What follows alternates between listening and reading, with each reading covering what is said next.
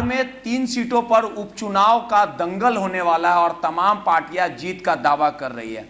वहीं अगर बात कर ली जाए मोकामा, गोपालगंज, ये तमाम ऐसे सीट है जहां पे काफी रोमांचक मुकाबला होगा।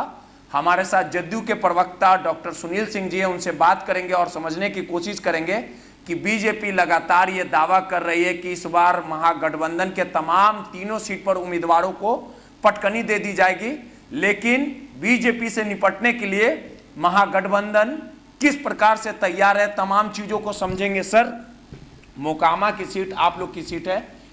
इस बार जो AK-47 मामले में अनंत सिंह जेल में बंद थे, उनकी विधायकी चली गई। गोपालगंज में ये जो पूर्व विधायक थे बीजेपी, उनका निधन हो गया, एक और सीट खाली है। तो 3 सीटों पर रोमांचक मुकाबला रहेगा। किस प्रकार से आप लोग तैयारी कर रहे हैं और बीजेपी जो दावा कर रही है कि महागठबंधन के जो उम्मीदवार रहेंगे उन्हें पटक दिया जाएगा, ऐसा लगता है कि बीजेपी की भविष्यवाणी सही होगी या सिर्फ हवा में तीर चला रही है बीजेपी? देखिए, फिलहाल तो 2 उपचुनाव के नोटिफिकेशन निर्वाचन आयोग द्वारा किया गया है, मोकामा और गोपालगंज। इन दोनों जगह हम महागठबंधन पूरी एकता के साथ लड़ेंगे। भाजपा का तो इन दोनों में कहीं कोई स्कोप ही नहीं है। भाजपा के पास तो कैंडिडेट तक नहीं मिल रहा है। भाजपा जानती है कि उसकी हार तय है। अब कितनी बड़ी मार्जिन से होगी वही देखने का आप सस्पेंस है, बाकी कुछ नहीं। भाजपा दोनों जगह खोज रही है, उनको कंटेक्ट नहीं मिल रहा, जन कार्यकर्ता नहीं मिल रहा है, उनको कैंडिडेट नहीं मिल रहा है। खासकर एक जगह का तो मोकामा में तो कोई नहीं मिल रहा है उनको। और कहीं भी आप देखेंगे तो भाजपा दूर दूर तक महागठबंधन के आगे नहीं टिक रहा है, क्योंकि भाजपा का जो मोटो है कि सामाजिक और सांप्रदायिक सौहार्द तोड़कर जहर की खेती कर हम राजनीतिक रोटी सेके जनता के बीच में उनकी कलई खुल गई है।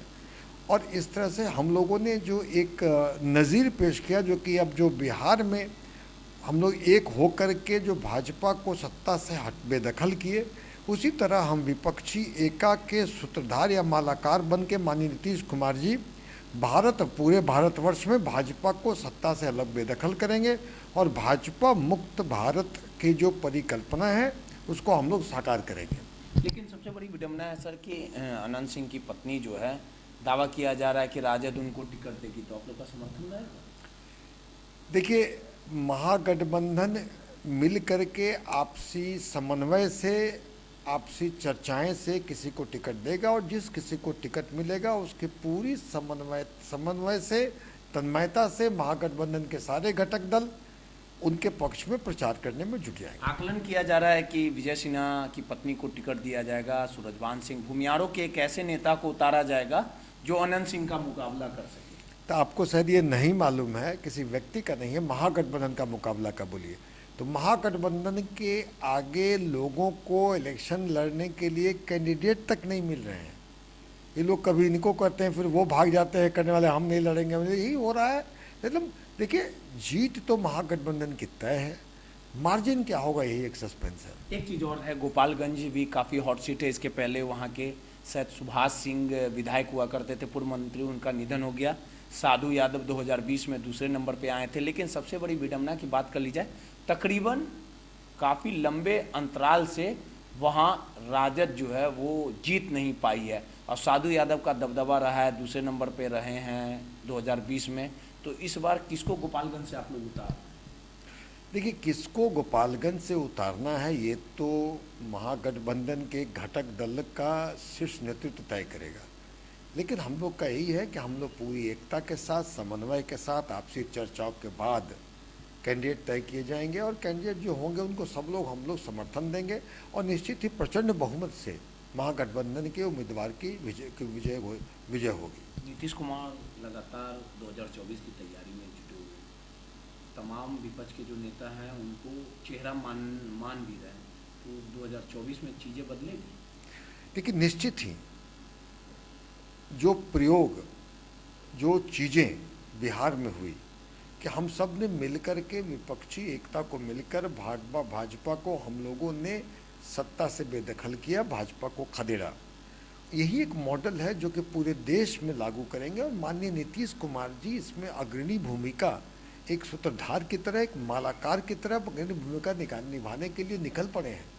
जो उनकी विपक्षी नेताओं से बात हुई है तो निश्चित ही विपक्षी नेताओं की भी ये फीलिंग है कि जनता भाजपा के सरकार से परेशान है, क्योंकि महंगाई की मार है, बेरोजगारी की मार है। बेरोजगारी का तो आलम ये है कि 2 करोड़ प्रति वर्ष रोजगार देने का भाजपा ने वायदा किया, 8 वर्षों में ये बढ़कर 16 करोड़ हो जाता है।